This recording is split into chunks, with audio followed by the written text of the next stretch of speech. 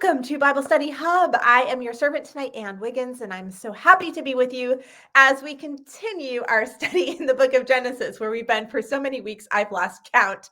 But it is a 50 chapter long book, so we'll be here for a little while. And I just think it has been fascinating and so rich to study, as I think, all the books of the Bible are. Of course, they're all amazing.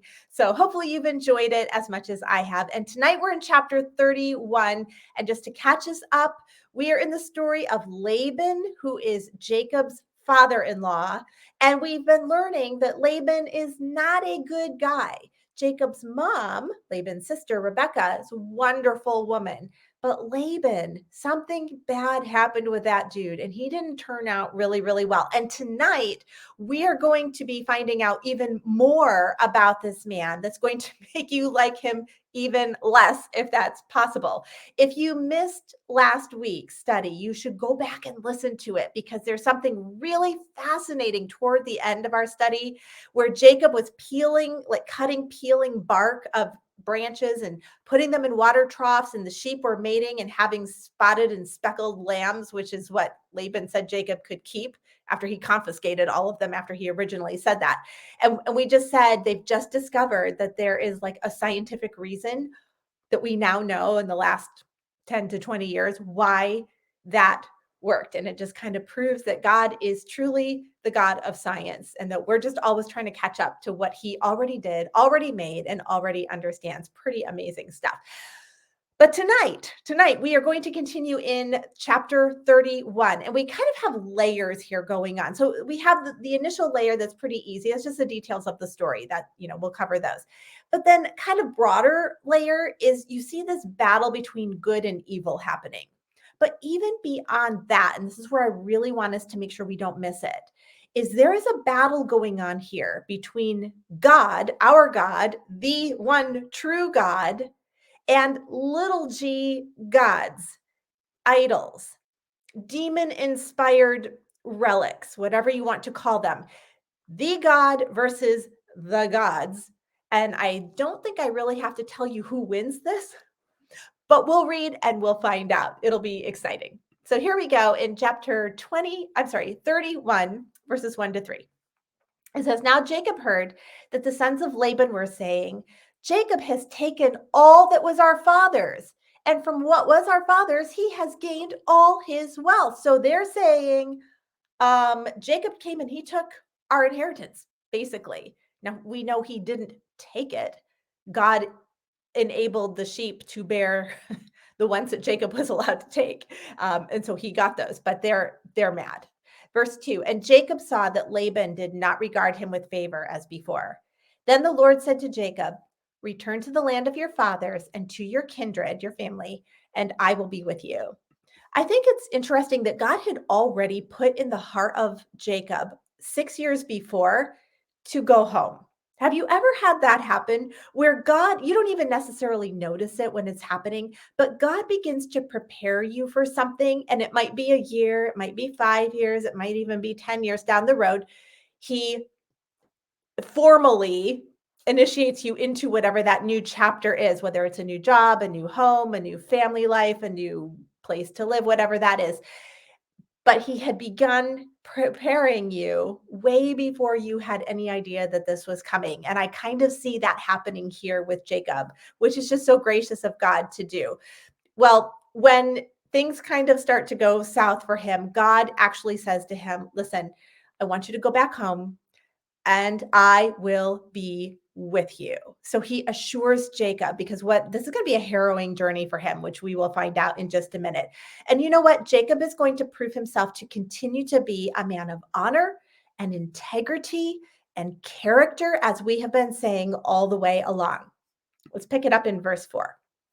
"So Jacob sent and called Rachel and Leah into the field where his flock was.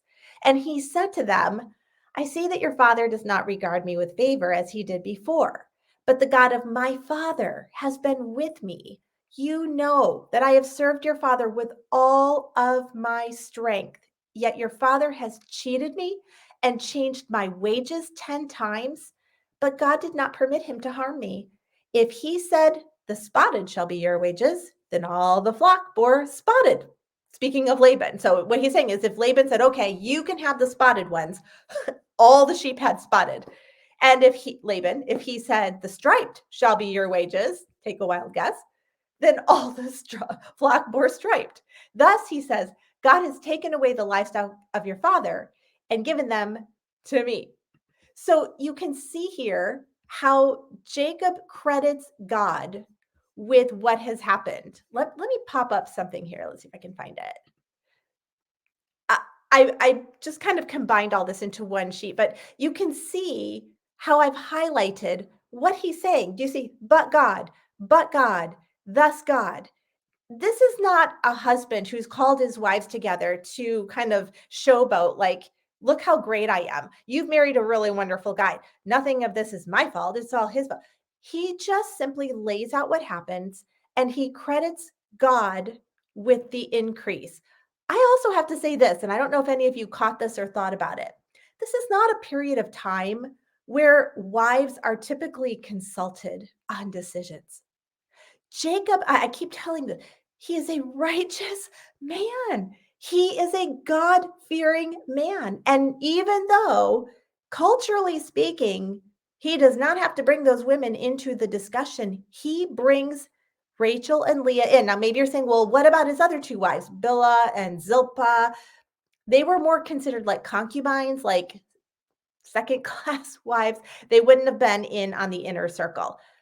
And he doesn't just bring Rachel in, he brings in Leah too. So you can see here just the integrity, I think, that we see in the life of Jacob that I just absolutely love. Well, we are about to find out that Laban is an idol worshiper in just a minute. And this was something that pagans did to consult for the future. They would ask for blessing for fertility and for good crops and for good livestock and all those things. And God is thwarting Laban at every possible juncture. He's seen what Jacob has done with his God, and yet Laban continues to rely on his own little g gods, which is really unfortunate for him. Let's go on to verses 10 to 13. In the breeding season, this is, by the way, Jacob continues his discussion, so I kind of interrupted that. So he continues with the girls. In the breeding season of the flock, I lifted up my eyes and saw in a dream that the goats had mated with the flock, were striped, spotted, and mottled. Then the angel of God said to me in the dream, the real true God, not Laban's gods, the true God, Jacob. And he said, here am I. That's kind of like saying, at your service. And he said, lift up your eyes and see. All the goats that mate with the flock are striped, spotted, and mottled. For I have seen all that Laban is doing to you. We said last week, so many times in these couple chapters, God sees, God hears. He always knows what's going on. Verse 13, I am the God of Bethel, where you anointed a pillar and made a vow to me. Now arise, go out from this land, and return to the land of your kindred. So God confirms that, yes, I am the God who provided for you, and I saw it all. So never doubt that God understands your situation, sees what you're going through, and is with you every step of the way if you know him. Now, the moment of truth. We have Laban, the dad of these two girls, Rachel and Leah, the wives, the dad who worships pagan idols versus their husband and his God, and we'll find out in a minute if it is their God as well, the one true God, and they have a decision to make. This is amazing that Jacob would ask them. I mean, truly. He says, God has told us to go. I need to ask you, will you come? So let's find out if they're going to stay with dad or if they are going to go with their husband. Here we go.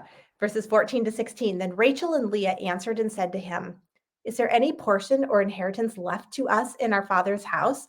Are we not regarded by him as foreigners or strangers? For he has sold us, and he has indeed devoured our money.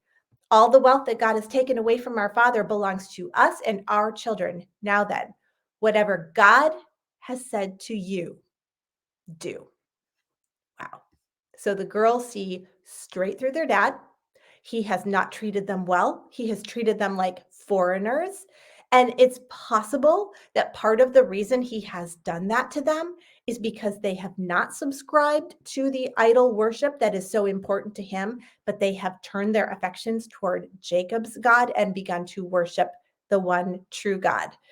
At any rate, thankfully, they honor their husband who is honoring them. They're all on the same page, and it's time to take off. Verses 17 to 21. So Jacob arose and set his sons and his wives on camels. He drove away all his livestock, all his property that he had gained, the livestock in his possession that he had acquired in Padam Aram, to go to the land of Canaan to his father Isaac. Laban had gone to shear his sheep, and Rachel stole her father's household gods. And Jacob tricked Laban the Aramean by not telling him that he intended to flee. He fled with all that he had and arose and crossed the Euphrates and set his face toward the hill country of Gilead. So Laban is off shearing his sheep, and Jacob takes advantage of his absence to leave with his family. Now, I just want to say this really quick.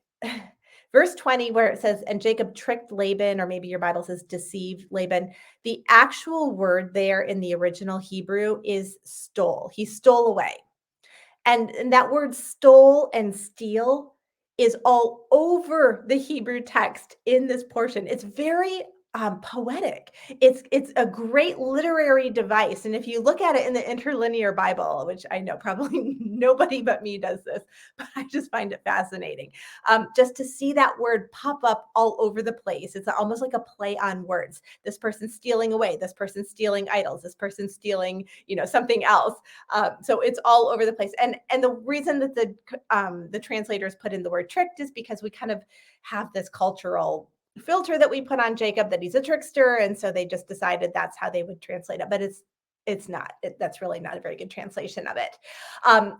So we will talk about Rachel stealing those little G gods. I'm sure you're interested in that, like I am. But before we do that, did anybody just say to themselves, "How did Jacob do this? How did he cross the Euphrates River with these people?" I mean, let's just think for a second how many people and animals this man had. He's got 4 wives. He's got at least 12 children, including the one daughter that he has. There may have been other daughters that we're just not aware of. We're not told. So I don't know if there were. There's even more than that. He's got flocks of sheep, goats, camels, donkeys. He's got everything. In fact, he's got probably thousands of animals, because in the next chapter, we're going to read that he offers Esau, when he meets back up with him, 600 and says, here, take 600 of my animals. I have more than enough.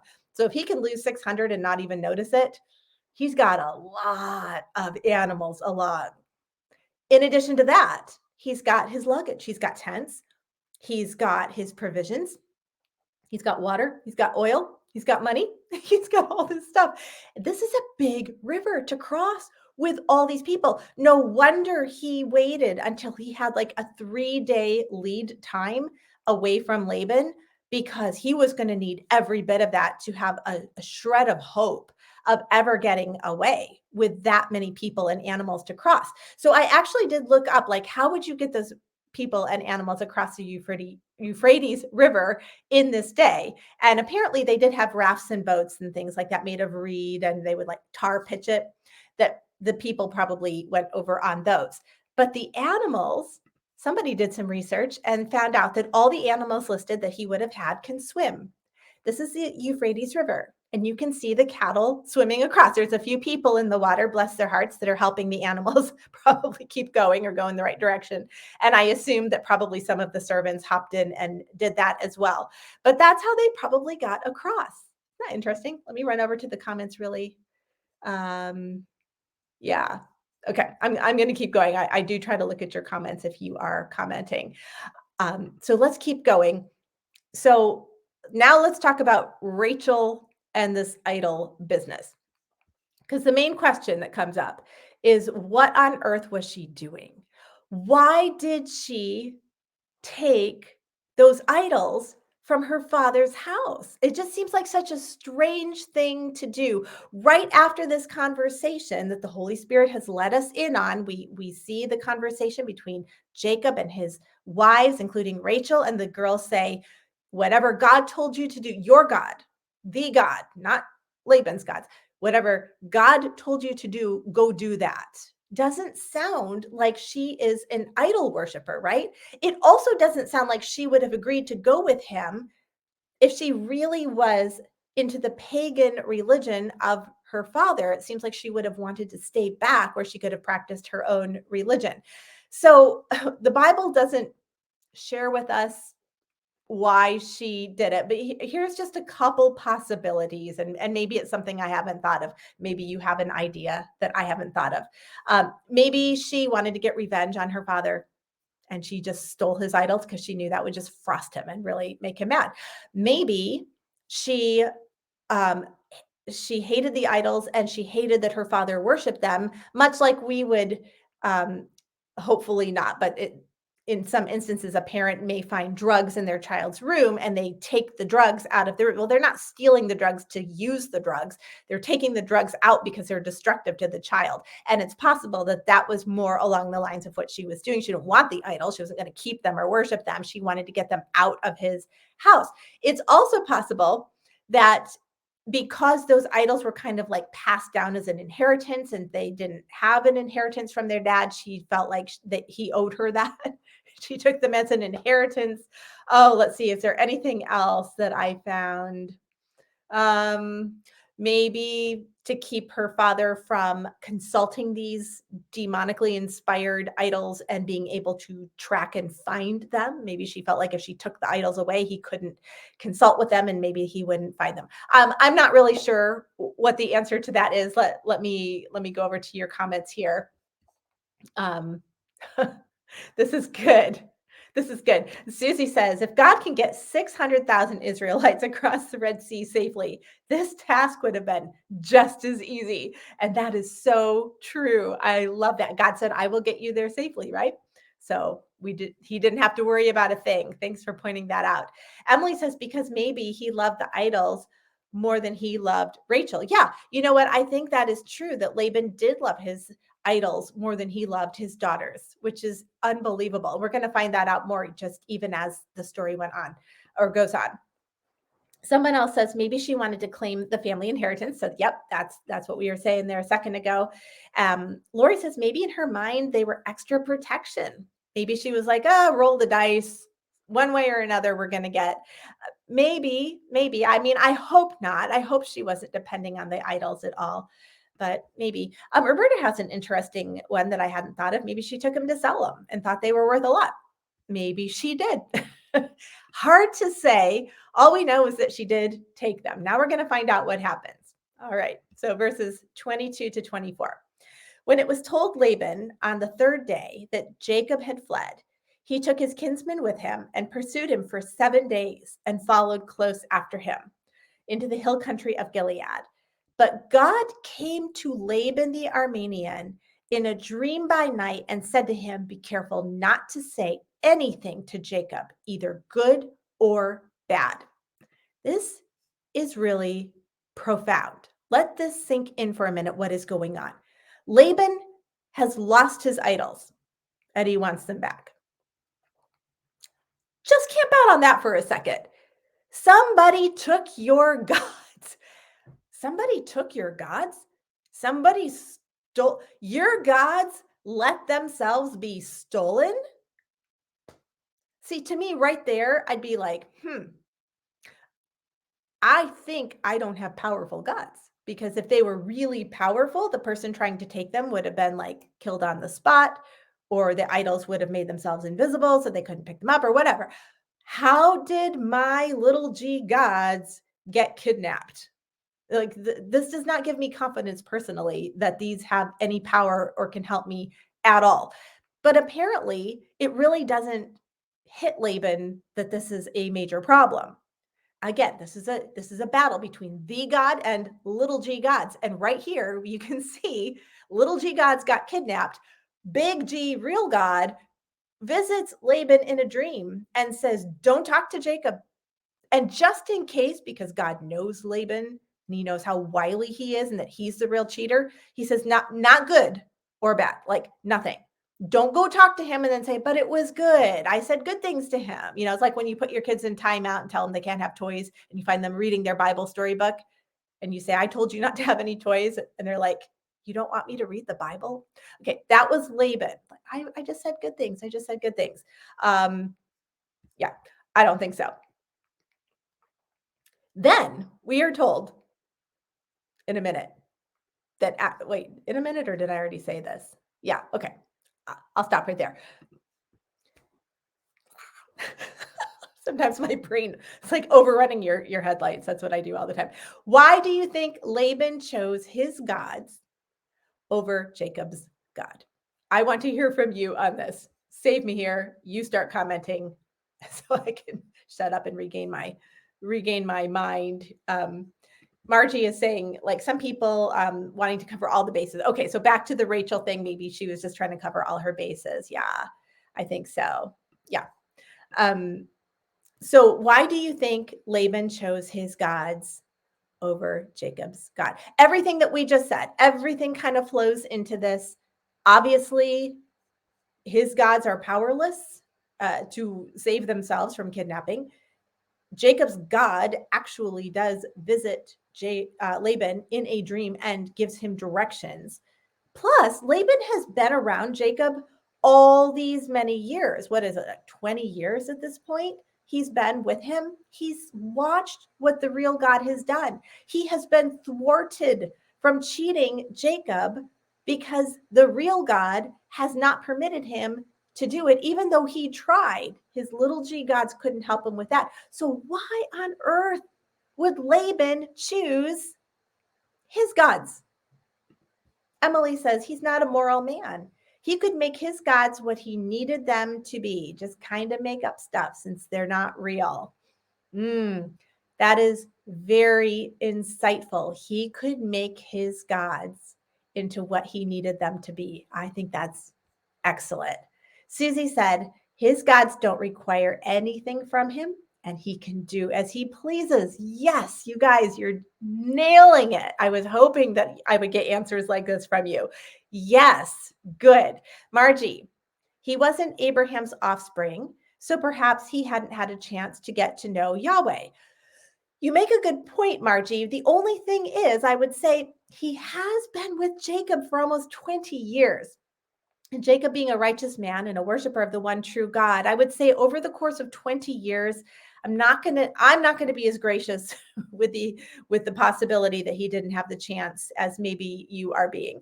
But it's something definitely to consider, because you're right, he was not an offspring of Abraham.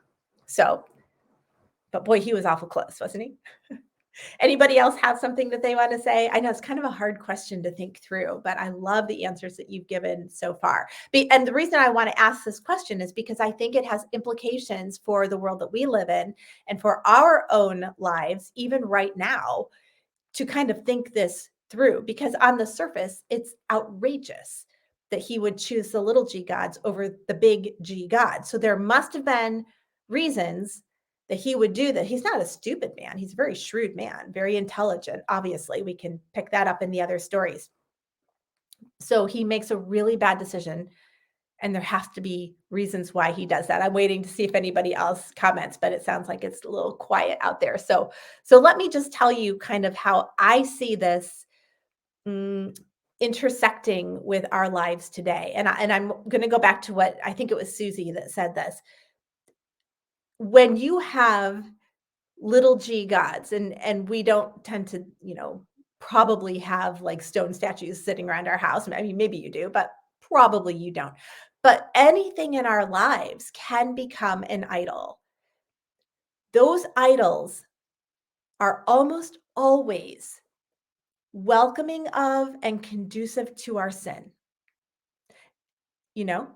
Um, let's talk about the topic of karma. Not that karma is an idol, but karma comes from Eastern religions who have other gods that they serve. It's kind of infiltrated into Western society and culture.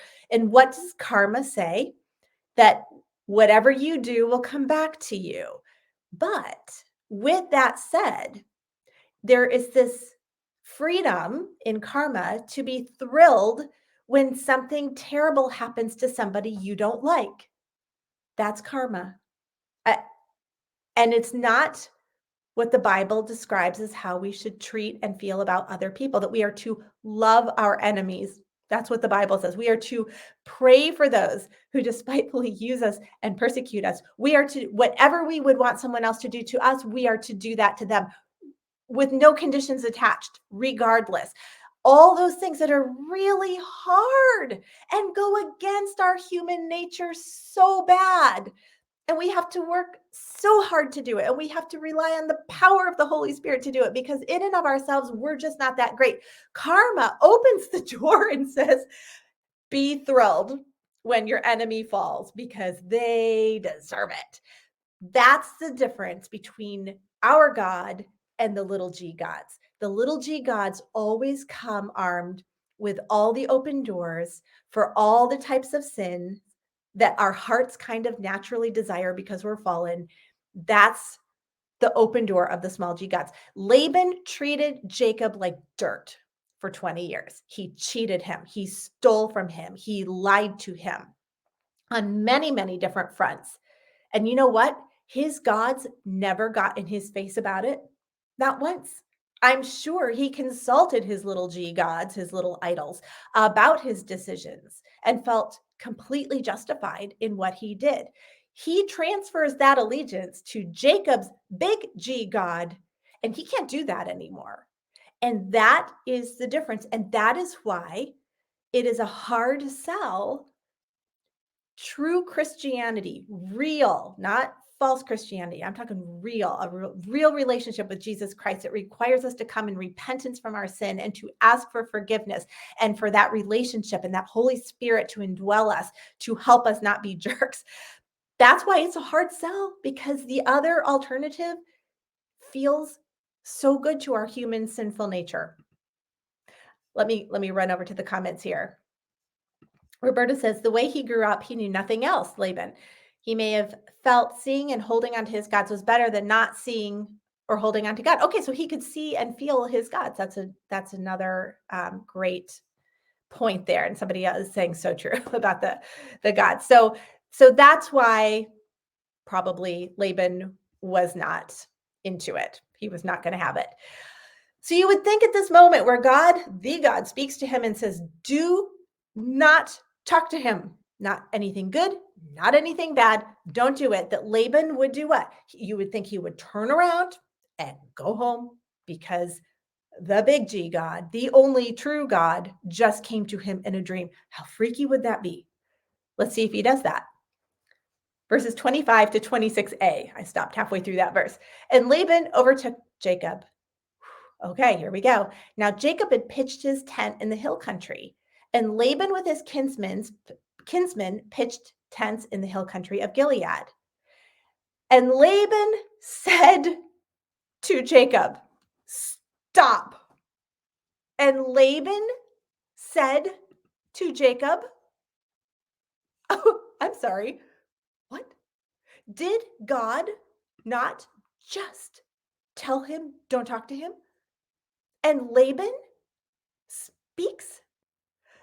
This is a beautiful picture of God's long suffering and his patience and his kindness and his compassion. Because quite frankly, for me, I'm thinking, I mean, I know how the story ends, but in my mind, I'm like, God, take him out. Just take him out right now. The minute he opens his mouth, God had every right to strike him dead on the spot because he defied God.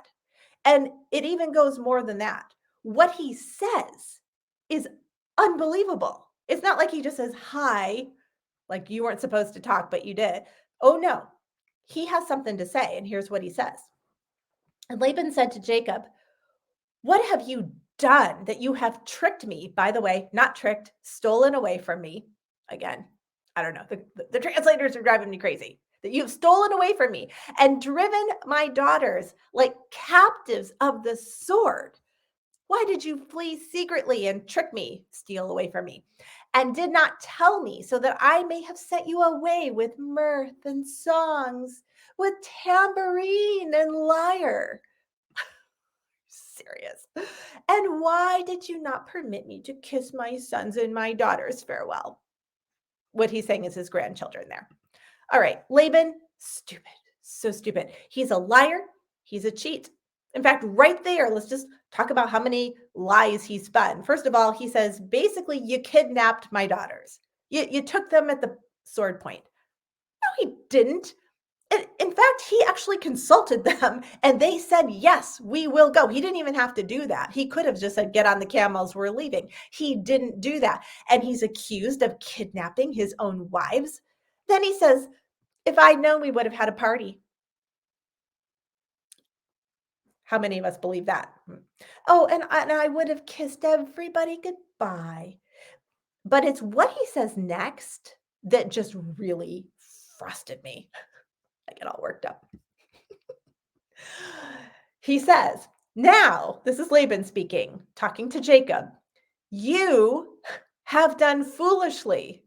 Oh my goodness. It is in my power to do you harm. But the God of your father spoke to me last night, saying, be careful not to say anything to Jacob, either good or bad.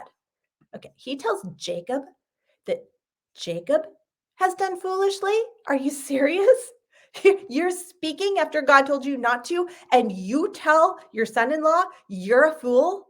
Again, the kindness of God. How does he do it? How does he hold himself back from not striking this guy dead on the spot? It's incredible. It's kind of like he says, well, I could take you out if I wanted to, Mr. Big Shot here, if I wanted to, but I'm not going to do it because your God came to me at night, told me not to talk to you. Running over to the comments.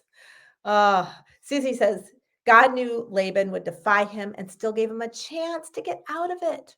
Isn't that incredible? You're right. Still gave him a chance. Yeah. Oh, and Margie's pointing out the God of your father, not even your God, but the God of your father. Yeah, that sounds like a little bit of a dig to me. And Carolyn is just saying, the audacity. I totally agree with you. It's really stunning.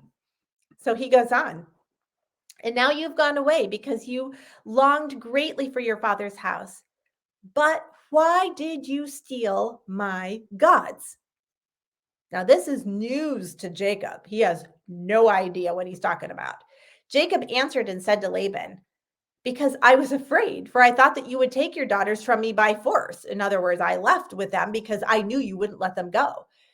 Anyone, he goes on to say, with whom you find your gods shall not live. In the presence of our kinsmen, point out what I have that is yours and take it. Now, Jacob did not know that Rachel had stolen them. So we've got a situation on our hands now. This is getting a little scary. And honestly, when I first read this, my thought was, what a stupid thing for Jacob to say. I mean, I know he's a righteous man and everything, but are you serious? How do you know that nobody in your household stole his gods? What if somebody did steal and they're caught, Jacob? You've just offered to have that person put to death. So my thought was, I don't think that was a very smart move at all. But then as I got to thinking about it, here's what hit me. And it's why I don't like the filter on Jacob that is so common in Western culture, where we have people saying, okay, sorry, my daughter just texted, everything is fine. Where we have people who say Jacob was a cheater and a trickster. He was a bad guy, because you have that filter on top and you do read that passage that way. Like, what a dork, what an idiot. Why would you say something like that? But if you have the filter that I think is biblical, which is that the Bible continues and continues and continues to show us that Jacob was a righteous, blameless man who took all kinds of abuse from his father-in-law, and he always acted in integrity. And there's even more coming up in this passage on that. If you put that filter, not even a filter, but if you just that truth on it, that's how you read it. And you understand how God feels about idolatry, it kind of sheds a different light on the situation. I think my attitude towards idolatry is probably far too flippant.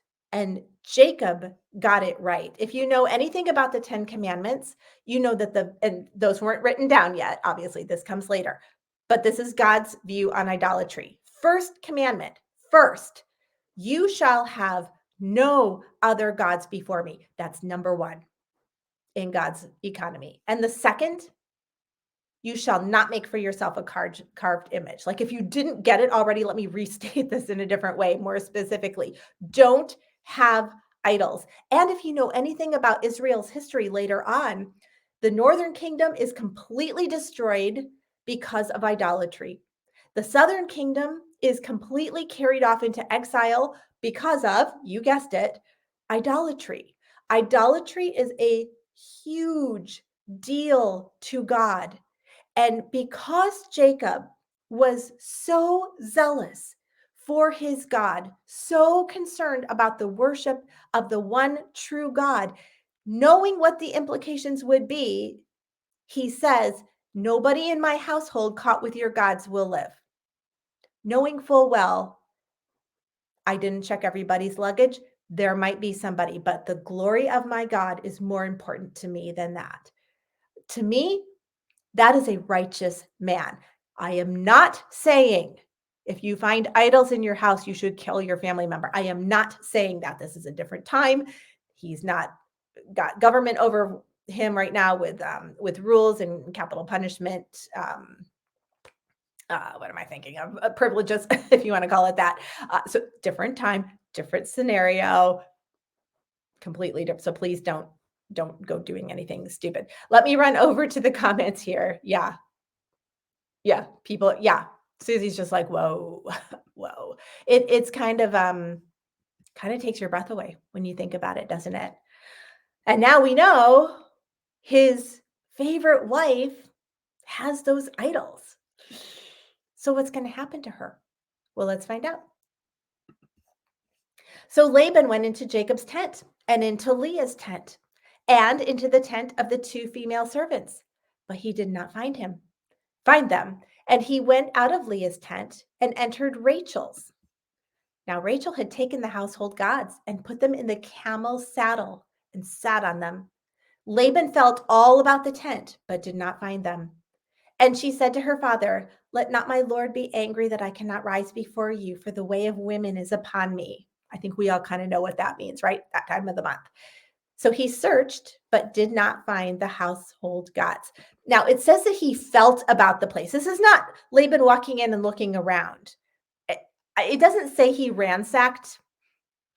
I'm just going to say, I think there's a pretty good chance that that's what was going on because he was feeling around forever. So you can see him just like feeling through, throwing clothes around, checking everything, tossing things on the floor. That's what I picture him doing. Maybe he was neater than that, but he was definitely, he had his hands down and dirty and all of that stuff.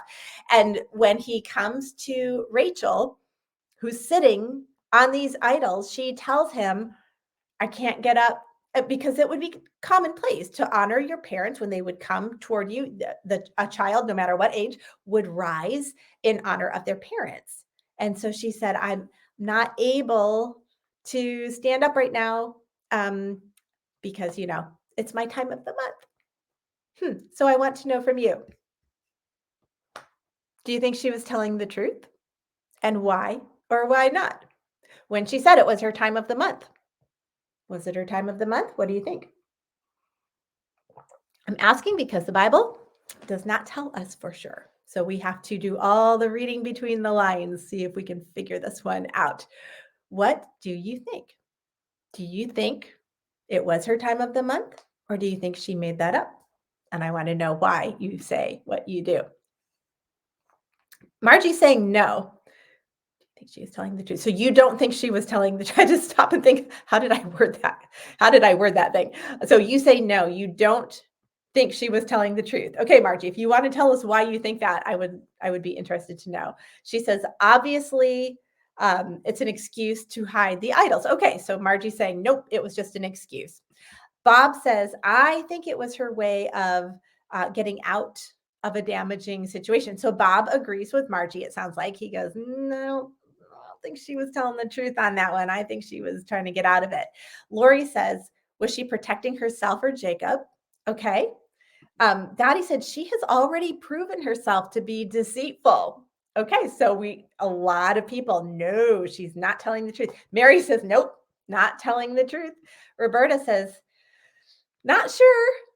She could have been. Okay, so Roberta's kind of on the fence. She's not willing to commit one way or the other. Could have been either one. Bob says it's one of the oldest excuses in the Bob. This is a Bible study with women in it. You don't want to say things like that.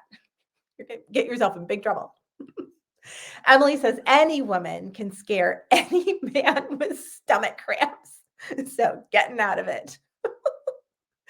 She's saying, yeah, it's kind of what Bob just said, right? Like, I don't know. I mean, as women, we know how to wield certain things, right? You blame it on PMS and then you hit menopause and then you just blame it on menopause. And you always have this great womanly excuse that guys really can't relate to, but it's so scary. So this is cracking me up. Okay, so all of you are saying no. You don't think she was telling the truth. You don't think she's being truthful by stealing the idols. And you also think she's kind of like utilizing this, not verifying. Bob says, thanks for the validation, Emily. Oh my goodness, you guys are awesome. All right. Let me kind of take the other side of it then.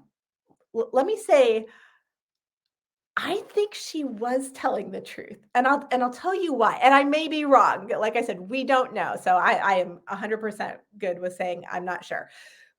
But here's the thing. I kind of thought this through. You know, we're used to like time of the month and we have all the accoutrements for those things. They had rags. They didn't even have good rags.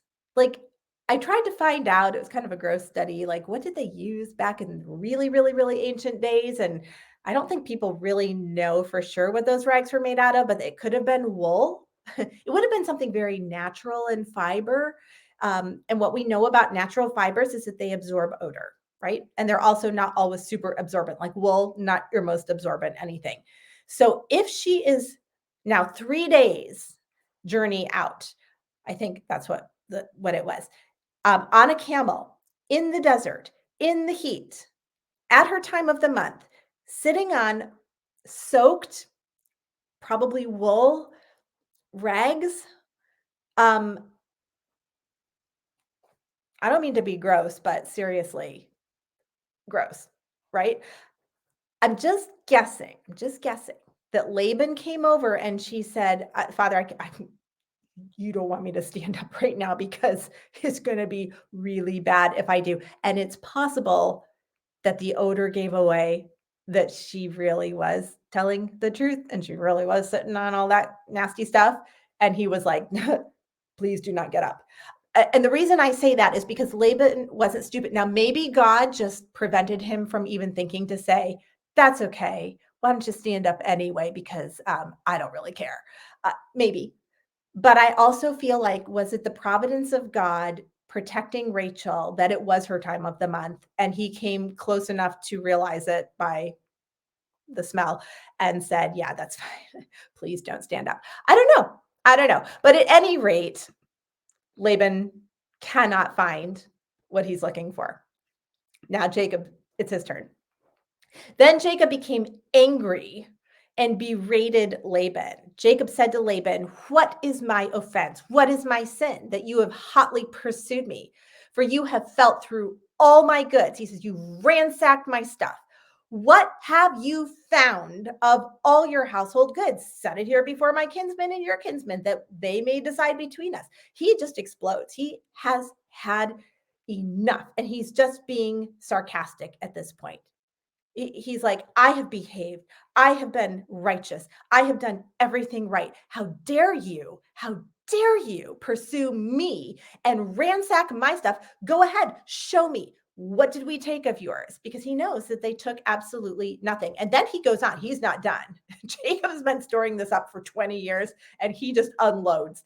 These 20 years I have been with you. Your ewes and your female goats have not miscarried. and I have not eaten of the rams of your flocks. This is going to be a section where we're just going to see the spotlight on Jacob's integrity and character. The fact that he says your ewes and your female goats have not miscarried. Again, for us, we're like, okay, great. Um, in today's terms, this is like the loss of a profit for them. So you might say, all the time I worked in your store, not one thing ever went missing. There was no theft at all. Or you might say, in all the time I managed your portfolio, you never lost a penny in your stocks. That would be kind of the equivalent today. I took such good care of your lambs and your goats that they never even miscarry it. And then he says, I didn't eat of the rams of your flocks.